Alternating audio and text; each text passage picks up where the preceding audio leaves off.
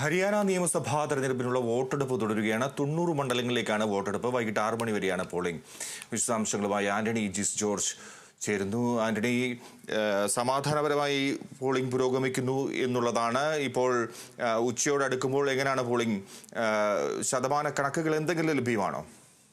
തീർച്ചയായും ഏതാണ്ട് 10% മുകളിലേക്ക് ഇപ്പോൾ പോളിംഗ് ശതമാനം ഉയർന്നിരിക്കുന്നു എന്നുള്ളതാണ്. ആദ്യ മണിക്കൂറുകളിൽ ഏതാണ്ട് മികച്ച പോളിംഗ് തന്നെയാണ്, ഭേദപ്പെട്ട പോളിംഗ് തന്നെയാണ് ഹരിയാനയിൽ രേഖപ്പെടുത്തിക്കൊണ്ടിരിക്കുന്നത്. രാവിലെ മുതൽ തന്നെ വോട്ടർമാരുടെ നിരയുണ്ട്. ഇതുവരെ മറ്റൊരു തരത്തിലുള്ള അനിഷ്ട സംഭവങ്ങളോ അല്ലെങ്കിൽ അത്തരത്തിലുള്ള അക്രമ സംഭവങ്ങളോ ഒന്നും തന്നെ റിപ്പോർട്ട് ചെയ്യപ്പെട്ടിട്ടില്ല എന്നുള്ളതാണ് ഏറ്റവും പ്രധാനപ്പെട്ട ഒരു കാര്യം. രാവിലെ 7 മണിക്ക് പോളിംഗ് തുടങ്ങിയ ഘട്ടത്തിൽ തന്നെ വോട്ടർമാരുടെ നിര പോളിംഗ് ബൂത്തിലുണ്ട് എന്നുള്ളതാണ് മറ്റൊരു കാര്യം. ഏതായാലും വോട്ടെടുപ്പ് തുടരുകയാണ്. വൈകിട്ട് 6 മണി വരെയാണ് വോട്ടെടുപ്പ് നിശ്ചയിച്ചിരിക്കുന്നത്. രാവിലെ 7 മണിക്ക് കൃത്യം തന്നെ പോളിംഗ് ആരംഭിക്കുകയും ചെയ്തിട്ടുണ്ട്.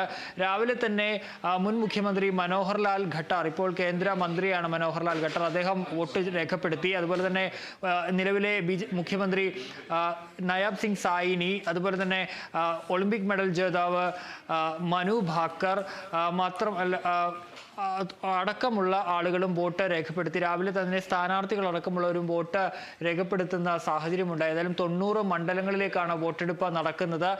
ഇതിൽ 1031 സ്ഥാനാർത്ഥികളാണ് ജനവിധി തേടുന്നത്. 2,03,00,000 വോട്ടർമാരാണ് ജനവിധി എഴുതുകയും ചെയ്യുന്നത്. ചൊവ്വാഴ്ചയാണ് ഹരിയാനയിലേക്കുള്ള വോട്ടെണ്ണൽ നടക്കുക. അതിനോടൊപ്പം ജമ്മു കാശ്മീരിലേക്കുള്ള വോട്ടെണ്ണലും നടക്കും. ഇന്ന് വൈകുന്നേരം 6 മണിക്ക് ഹരിയാനയിലെ വോട്ടെണ്ണൽ പൂർത്തിയാകുന്നതോടുകൂടി എക്സിറ്റ് പോൾ ഫലങ്ങൾ കൂടി പുറത്തേക്ക് വരികയും ചെയ്യും എന്നുള്ളതാണ് മറ്റൊരു പ്രധാനപ്പെട്ട കാര്യം. ഏതായാലും വോട്ടെടുപ്പ് അവസാനിക്കാനിരിക്കെ വലിയ പ്രതീക്ഷയിലാണ് ഇരു പാർട്ടികളും ഉള്ളത്. പ്രത്യേകിച്ച് കോൺഗ്രസും BJPയും ഇത്തവണ അധികാരത്തിൽ തിരിച്ചെത്താൻ കഴിയും, കഴിഞ്ഞ 10 വർഷത്തെ ഇടവേളയ്ക്ക് ശേഷം അധികാരത്തിലേക്ക് മടങ്ങി വരാൻ കഴിയുമെന്ന ആത്മവിശ്വാസത്തിലാണ് കോൺഗ്രസ് ഉള്ളത്. രാഹുൽ ഗാന്ധിയെ അടക്കം ഇറക്കി വലിയ കാടിളക്കിയുള്ള പ്രചരണമാണ് കോൺഗ്രസ് നടത്തിയത്. അതുകൊണ്ട് തന്നെ അത് ഫലം കാണും. മാത്രമല്ല ഭരണവിരുദ്ധ വികാരം അടക്കം ഹരിയാനയിൽ ശക്തമാണ് എന്നുള്ളതും കോൺഗ്രസ് വിലയിരുത്തുന്നു. പ്രത്യേകിച്ച് യുവാക്കളുടെ ഇടയിൽ നിന്ന്, കർഷകരുടെ ഇടയിൽ നിന്നൊക്കെ സർക്കാരിനെതിരെ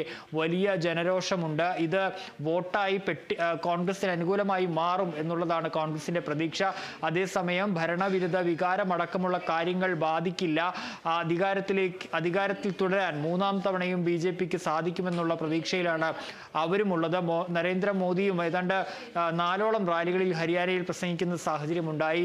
കേന്ദ്ര മന്ത്രി അമിത്ഷാ അടക്കമുള്ള BJPയുടെ ശക്തരായ നേതാക്കളെ അടക്കം ഇറക്കിയുള്ള കാടടച്ചുള്ള പ്രചരണമാണ് BJPയും നടത്തിയിട്ടുള്ളത്. അതുപോലെ തന്നെ ഇത്തവണ ആം ആദ്മി പാർട്ടി കൂടി ഹരിയാനയിൽ മത്സരിക്കുന്നതിനൊരു പ്രത്യേകതയുണ്ട്. നേരത്തെ ഈ കോൺഗ്രസുമായി സഖ്യം ചേർന്ന് മത്സരിക്കുമെന്നൊക്കെ പറഞ്ഞിരുന്നെങ്കിലും പിന്നീട് ഒറ്റയ്ക്ക് മത്സരിക്കാൻ ആം ആദ്മി പാർട്ടി തീരുമാനിക്കുകയായിരുന്നു. അവർക്ക് എന്തെങ്കിലും സ്വാധീനം ഉണ്ടാക്കാൻ കഴിയുമോ എന്നുള്ളതും ഈ തെരഞ്ഞെടുപ്പിനെ സംബന്ധിച്ച് നിർണായകമാണ്. ഏതായാലും പോളിംഗ് ഭേദപ്പെട്ട നിലയിൽ തന്നെ ഹരിയാനയിൽ പുരോഗമിക്കുകയാണ്.